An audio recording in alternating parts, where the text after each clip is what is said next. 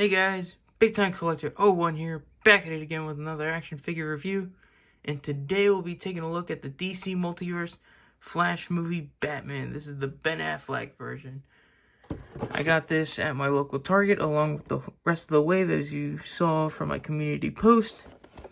I'm very excited for this figure because, you know me, I love Batman and I always need new Batmans for my Hall of Armor. Here is the barcode at the bottom. And here's a QR code on the side. If you guys want to scan that, please do so, because I'm not. Have some artwork on the back. Looks really cool. Do like that pose. Batman on the side. And then, you know, the Flash logo at the top. Yeah, not much more to look at, so let's take a look at it and open them up. And before we take a look at the figure, let's take a closer look at his accessories. He comes with your basic DC Multiverse stand.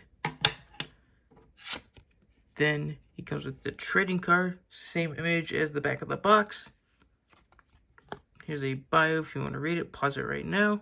Out of the box, he comes with two gripping hands. These are for the Bat Cycle. I will get that at some point, I don't know when, but you can pop these out. Replace them with these two punching hands. Now let's take a closer look at the figure, shall we? Starting off with the head. What the hell is this? This is not Ben Affleck. I mean, I can see Ben Affleck in this, to be honest, like in the shape at least, like from far away, but like at the front, like what the hell happened here? I don't know. Like, the eyes are my biggest problem. Like, where are his eyes? They are painted gray or whatever color they're painted, but they just blend in too much with the mask. Like, they would have been off better painted white or silver or something to make them stand out, but like they just blend in too much with the mask.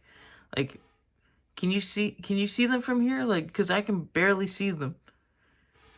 I don't know. They could have approached this head a lot better. Like, hell, even the original, you know, ones with the goggles look more like Batman or Ben Affleck.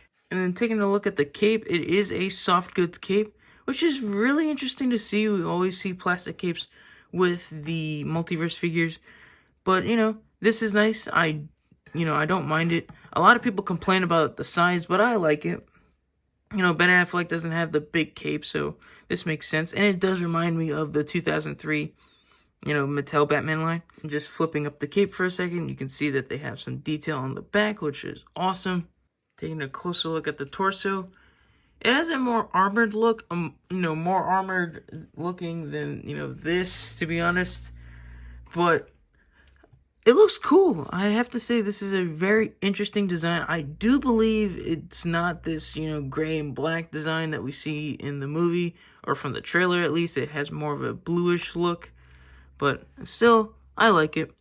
You know, it's different, and, you know, me, I love, you know, different Batman designs. Looking at the arms, you can see all these different straps and these, you know, panels, more armored looking. It looks really cool. Like, overall, I do like this design. You know, it's really cool looking. And then, you know, looking at the belt, I like how they colored it in this time instead of leaving it gray. Looks nice. Has these loose straps. I don't know what that's about. I wonder if that was cut for some reason. Maybe a holster for, you know, the Flashpoint comparison. Then taking a closer look at the legs. They look cool. They look nice. You know, more of that gray color. Or, you know, you get more straps. You get the you know, the shin guards, the knee pads. Overall, it's a really interesting looking design. Now let's take a closer look at Batman's articulation. Starting off with the head. The head is on a dumbbell joint. Can look up that much. Can look down that much. Can, you know, look 360. And it has really good tilt. Shoulders move out that much. And with the cloth cape, they can rotate 360.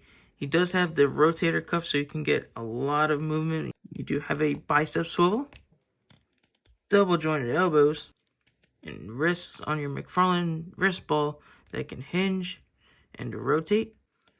torso bends back that much, which is really good, but it's the opposite going down. You can't really get it to bend down because of this damn panel. If they got rid of this, he could have moved down a little more, which is one of my biggest complaints about the articulation. And also rotate and pivot. He has kind of a weak spread. It's not horrible, but like it could be better. It like kicks out that much, kicks back some. He does have an upper thigh cut because he is going to ride the bat cycle. Double jointed knees and McFarlane ankle balls that hinge up and down, rotate and pivot, and has toe articulation. Measuring the Ben Affleck Batman, he comes to around 7¼ inches tall. And then here he is next to two other movie Batman figures. We have Robert Pattinson and the Ben Affleck from Justice League.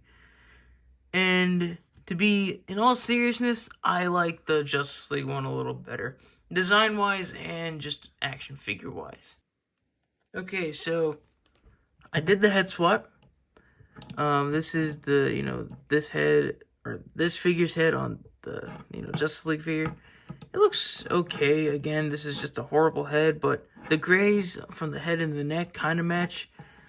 This actually doesn't look too bad. I think this looks pretty cool. But again, the head is black while the neck is gray.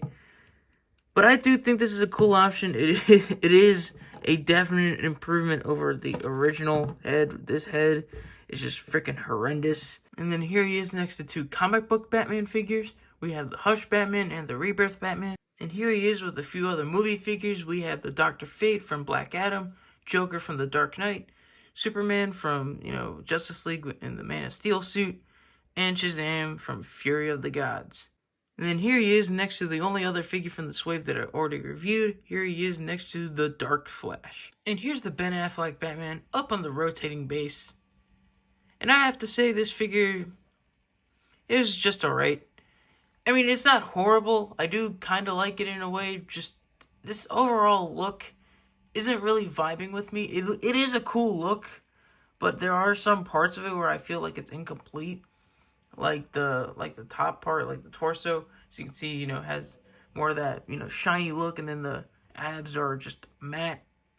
I don't know, that just looks incomplete. The head sculpt is horrendous. Like, it's a good sculpt, but they just should have painted the eyes, damn it. Like, I still can barely notice them. Like, I might do a head swap with the goggles, but also I don't really want to. But again, having a different Batman look is always good in my book because I have that Hall of Armor, and I do plan of doing a little section of that Hall of Armor with the movie suits. So having this, the Michael Keaton Batman, and hopefully we get more movie Batman figures. I still need to track down the Dark Knight one, so hopefully I can find that sooner than later. But yeah, this figure is just alright. But I did enjoy it. I do like having Batman figures, and I do like his cloth cape. I thought I was going to be a little bit disappointed with it, but I do like it. It's pretty cool. It reminds me of the old 2003 Zipline Batman that I have.